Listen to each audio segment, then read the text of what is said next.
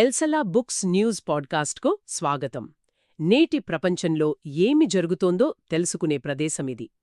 ఈరోజు మనం artificial intelligence ప్రపంచంలో ఒక చాలా ఆసక్తికరమైన అభివృద్ధి గురించి మాట్లాడుకుందాం.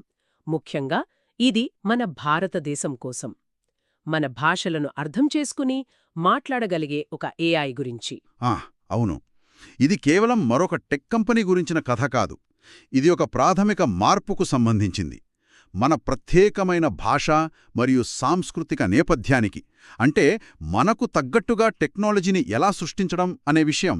కరెక్ట్. ఇది డిజిటల్ స్వాతంత్ర్యం, సమ్మిళితత్వం లాంటి పెద్ద ప్రశ్నలను కూడా లేవనెత్తుతుంది అనుకుంటా. ఖచ్చితంగా. సరే, అయితే ముందుగా అసలు విషయంలోకి వెళ్దాం. ఈ సర్వం ఏఐ అంటే ఏమిటి? ఇది బెంగళూరుకు చెందిన ఒక స్టార్టప్ అని తెలుసు, కానీ వారి విధానం చాలా భిన్నంగా ఉంది అంటున్నారు. అవును, ఆలోచించండి. ప్రపంచ ఏఐ ఒక పెద్ద జాతీయ రహదారి అయితే, సర్వం ఏఐ ఏం చేస్తోందంటే భారతదేశంలోని ప్రతి పట్టణాన్ని, ప్రతి గ్రామాన్ని కలపటానికి అవసరమైన స్థానిక రహదారులను నిర్మిస్తోందన్నమాట. పోలిక చాలా బావుంది. ఖచ్చితంగా. వారి దృష్టి చాలా స్పష్టంగా ఉంది. భారతీయ భాషలు, భారతీయ వినియోగదారులు మరియు భారతీయ అవసరాలు. అంటే ప్రతి విషయంలోనూ గ్లోబల్ దిగ్గజాలతో నేరుగా పోటీ పడకుండా. అవును, వాళ్లు తరచుగా నిర్లక్ష్యం చేసే ప్రాంతాలలో, అంటే మన దేశీయ భాషలలో వీళ్ళు లోతుగా వెళుతున్నారు. ఓకే, ఇప్పుడు వారి టెక్నాలజీని కొంచెం విశ్లేషిద్దాం. వాళ్లు రెండు కీలకమైన మోడల్స్తో అందరి దృష్టిని ఆకర్షిస్తున్నారు. మొదటిది సర్విజన్. ఇది ఓసీఆర్ టెక్నాలజీని వాడుతోంది. అసలు ఈ ఓసీఆర్ అంటే ఏమిటి?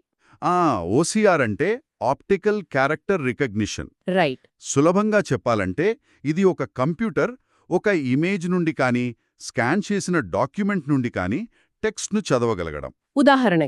ఉదాహరణకు మీ దగ్గర హిందీలో నలిగిపోయిన పాత ప్రభుత్వ ఫారం ఉందని ఊహించుకోండి. ఓసీఆర్ దాన్ని చదివి ఒక క్లీన్, ఎడిట్ చేయగల డిజిటల్ టెక్స్ట్గా మారుస్తుంది. ఇక్కడే అసలు విషయం ఆసక్తికరంగా మారుతోంది. సర్వం ఏఐ ఈ రెండంలో గూగుల్ జెమినీ లాంటి పెద్ద సంస్థలను కూడా అధిగమించినట్లు చెబుతోంది. ఇది ఎందుకంత పెద్ద విషయం? అసలు భారతీయ భాషలు ఏఐకి ఎందుకు అంత కష్టంగా ఉంటాయి? ఓహో, ఇక్కడున్న సంక్లిష్టత అపారమైనది. చూడండి, మన డాక్యుమెంట్లలో తరచుగా ఒకేసారి చాలా లిపులుంటాయి. అంటే మల్టిపుల్ లాంగ్వేజెస్ అన్నమాట. అవును, ఒకే పత్రంలో తెలుగు, ఇంగ్లీష్ రెండూ ఉండటం. తర్వాత స్కాన్ల నాణ్యత ఒక సమస్య. ఇక చారిత్రక పత్రాలు, విచిత్రమైన ఫార్మాటింగ్తో ఉండే ప్రభుత్వ ఫారాలు, ఇవన్నీ పెద్ద సవాళ్లు. నిజమే. మరి సర్వం ఏఐ భారతదేశంలోని 22 షెడ్యూల్డ్ భాషలకు మద్దతు ఇస్తుందని చెబుతోంది. ఇది నిజమైతే అది ఒక అద్భుతమైన విజయమనే చెప్పాలి. సరే, అది చదవడం గురించి. మరి మాట్లాడటం సంగతేంటి? వారి దగ్గర బుల్బుల్ V3 అని ఒక మోడల్ ఉంది కదా? అవును, బుల్బుల్ V3. ఇది వారి text to speech model. Text to speech అంటే మీరు టెక్స్ట్ టైప్ చేస్తే ఏఐ దాన్ని బిగ్గరగా చదువుతుంది. కానీ ఇదేదో రోబోటిక్ వాయిస్ లాంటిది కాదు. ఓ, అలాగా? ఇది 22 భారతీయ భాషలలో దాదాపు 35 విభిన్న స్వరాలకు మద్దతిస్తుంది. 35 స్వరాలా? అవును. అంతేకాదు, ఇది 1800 నాటి చారిత్రక పత్రాల నుండి ఆధునిక పాఠ్యపుస్తకాల వరకు రకరకాల డాక్యుమెంట్లను కూడా హ్యాండిల్ చేయగలదు. దీని అప్లికేషన్లు చాలా విస్తృతంగా ఉండొచ్చు కదా? ఖచ్చితంగా. విద్య, ప్రభుత్వ సేవలు, గ్రామీణ వినియోగదారులు, ఇంకా వికలాంగులకు ఇది ఎంతగానో ఉపయోగపడుతుంది. వాళ్లు తమను తాము వర్ణించుకోవడానికి సార్వభౌమ ఏఐ అనే ఒక శక్తివంతమైన పదాన్ని వాడుతున్నారు. అసలు దీని అర్థమేమిటి? ఇది చాలా ముఖ్యమైన, శక్తివంతమైన పదం. కేవలం మార్కెటింగ్ కోసం వాడింది కాదు. సాధారణ మాటలలో చెప్పాలంటే ఇది భారతదేశంలో నిర్మించబడిన AI. Made in India AI. అవును, భారతదేశం నియంత్రణలో ఉన్న, ఇంకా భారతీయ డేటా కోసం రూపొందించబడిన ఏఐ అన్నమాట. ఇది విదేశీ ఏఐ మౌలిక సదుపాయాలపై మన ఆధారపడటాన్ని తగ్గించడం గురించిన విషయం. ఓకే. చూడండి, డేటా మరియు ఏఐ అనేవి ఈ ప్రపంచంలో కొత్త శక్తి రూపాలు. మరి అలాంటప్పుడు ఇది మన డిజిటల్ స్వాతంత్ర్యానికి సంబంధించింది. అంటే ఇది టెక్నాలజీకి సంబంధించినంతగా భౌగోళిక రాజనీతిలకు కూడా సంబంధించిందన్నమాట. సరిగ్గా అదే పాయింట్. అయితే వారి మోడల్ GPT-4 అంత పెద్దది కాదంటున్నారు. ఇది నిజమేనా? నిజమే. వాళ్లు 3 బిలియన్ పారామీటర్ మోడల్ను ఉపయోగిస్తున్నారు. మరి దాంతో ఎలా పోటీ పడతారు? ఒక పోలిక చెప్తాను. ఇది ఒక పెద్ద ట్రక్కు కాదు, లేదా ఒక చిన్న సైకిల్ కూడా కాదు. ఇది భారతీయ రోడ్ల కోసం ప్రత్యేకంగా నిర్మించిన ఒక వేగవంతమైన సమర్థవంతమైన కారు లాంటిది. ఇది ఆప్టిమైజ్ చేయబడింది. అంటే పర్పస్ బిల్ట్. ఎగ్జాక్ట్లీ. వాళ్ల వ్యూహం ప్రతి విషయంలోనూ ప్రపంచ దిగ్గజాలను ఓడించడం కాదు, భారతీయ భాషారంగంలో పూర్తి ఆధిపత్యం సాధించడం. ఇది తెలివైన ఎత్తుగడలాగే ఉంది. అవును, చాలా తెలివైన ఎత్తుగడ కావచ్చు. మొదట్లో చాలా సందేహాస్పదంగా ఉన్న ఒక ప్రముఖ టెక్ వ్యాఖ్యాత కూడా ఆ తర్వాత బహిరంగంగా తన అభిప్రాయాన్ని మార్చుకుని వాళ్లను ప్రశంసించారని చదివాను. అవును, అక్కడ ఆసక్తికరమైన విషయం ఏమిటంటే ఆ వ్యాఖ్యాత మొదట వారిని విమర్శించారు, కానీ తర్వాత వాళ్ళ టెక్నాలజీని, ధరలను, ఇంకా యూజర్ ఎక్స్పీరియన్స్ను ప్రశంసించారు. అభిప్రాయంలో ఇంత మార్పు రావడం పెద్ద విషయమే. చాలా పెద్ద విషయం.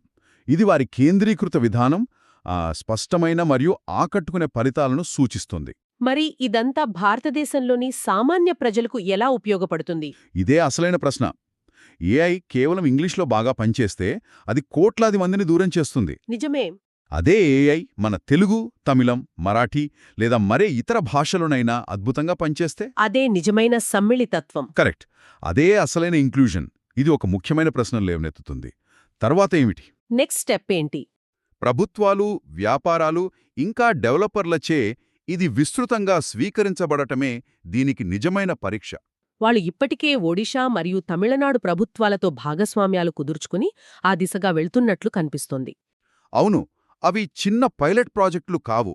వాళ్లు లక్ష్యం పెద్ద ఎత్తున అమలు చేయడం, అవసరమైన మౌలిక సదుపాయాలను నిర్మించడం, ఇంకా ఏఐని ఒక ప్రజా ప్రయోజనకర సేవగా అందించడం. ఒక పబ్లిక్ యూటిలిటీ లాగా. సరిగ్గా.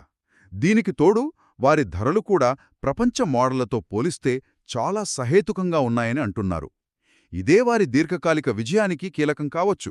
కాబట్టి వారు ప్రపంచంలోనే అతిపెద్ద ఏఐ కావడానికి ప్రయత్నించటం లేదు, కానీ భారతదేశానికి అత్యంత సందర్భోచితమైన ఏఐగా ఉండాలని లక్ష్యంగా పెట్టుకున్నారు. ఖచ్చితంగా. ఇది మన శ్రోతలు ఆలోచించడానికి ఒక చివరి ఆలోచనను రేకెత్తిస్తుంది. చెప్పండి. ఏఐ మన జీవితంలో మరింత అంతర్భాగం అవుతున్న కొద్దీ మన మాటలను అర్థం చేసుకోవడమే కాకుండా మన విభిన్న సందర్భాలను, మన అవసరాలను ప్రతిబింబించే టెక్నాలజీని కలిగి ఉండటం నిజంగా ఎంత ముఖ్యమో ఆలోచించాలి. మా పాడ్కాస్ట్ విన్నందుకు ధన్యవాదాలు. మరిన్నింటి కోసం వింటూనే ఉండండి.